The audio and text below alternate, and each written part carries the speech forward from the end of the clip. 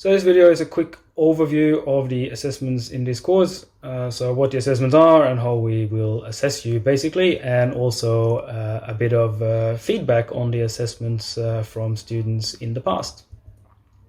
So first of all, there's no exam in this course. I know that pleases a lot of you. It certainly does please me as well. I've never been a fan, and I particularly don't think that this type of a course, digital marketing, lend itself from sitting in a sweaty gymnasium with a pencil and write on a piece of paper. Now, instead, we have sort of an a la carte menu of assessments that you can choose. Assignment 1 and 2 are naturally linked.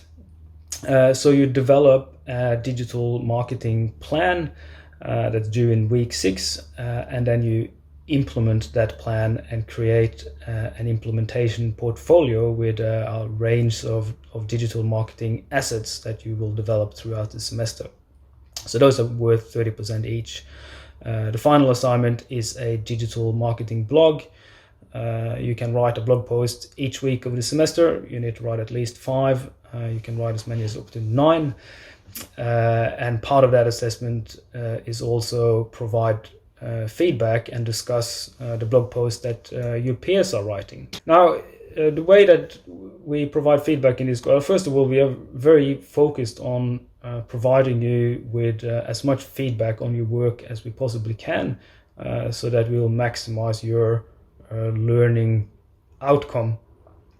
So for each individual piece of assessment, you will receive written, audio or video feedback. It depends on preference of your tutor.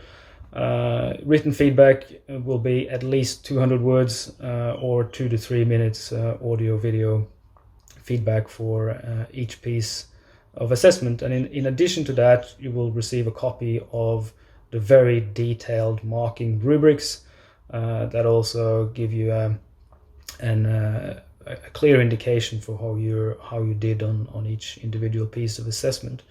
Marking rubrics are also available on Canvas under each tab for each one of the individual assessments. So we are not that focused on telling you exactly what percentage you got on each individual piece of assessment. And we don't do that because we need to moderate the marks in the end. So we only give letter grades throughout the semester, and then you get your final percentage at the end of the semester.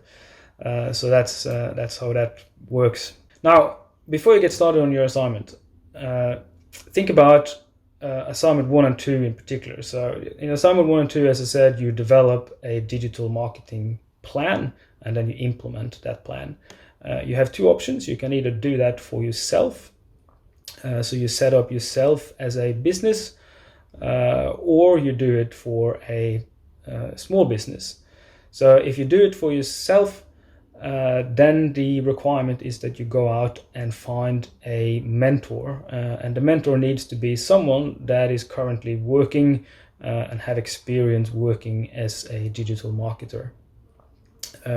If you work for a small business, then you need to be in direct contact with that business owner, and that business owner needs to agree and allow you to make implementations on their behalf and build their digital marketing portfolio.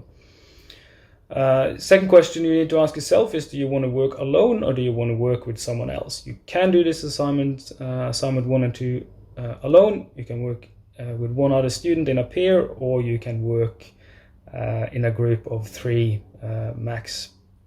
So those are the main considerations there. Part of your portfolio in assignment 2, so when you build your digital marketing portfolio, it needs to have a visualization at the end. So there needs to be a visual output of your portfolio as well, and that comes in the form of either a Pecha Kucha presentation or a video. So that's the other thing you need to think about. Do you want to do a video or do you want to do a presentation? Now, I'm sure that I provided you with loads of of information that you go like, oh, what is he talking about? Pecha Kucha, I have no idea. What are you talking about? Working for yourself, small business. Go to the video specifically designed for assignment 1. It will give you all the details about these options. Now, what did the students say in the past or do in the past? So last year we had about a third of the students working for a small business or SME, small medium-sized business. Well, in semester 1 we had about half working either for themselves or a small business. So that may give you an indication for what students have chosen in the past. Having these options is something that has been viewed very positively. Students say it allows them to play to their strengths. So the percentages here are percentage of students agreeing or strongly agreeing to the statements. And options, almost 90% last semester said that options allow them to improve the skills that they wanted to improve. And that they overall are very positive about being able to choose. So obviously we will continue to allow you to choose. So further here as a bit of feedback as well. A lot of numbers on this slide. Of general feedback on the assignments.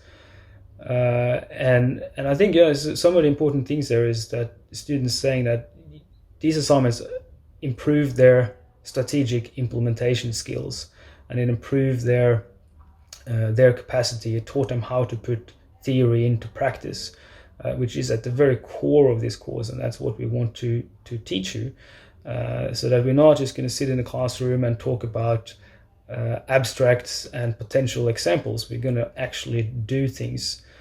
So we're working with you, helping you implement your own digital marketing strategy and using theory directly and taking it directly in to practice. So 83% of students saying that the assignments were complex and challenging. It's not easy. That's not what it's supposed to be.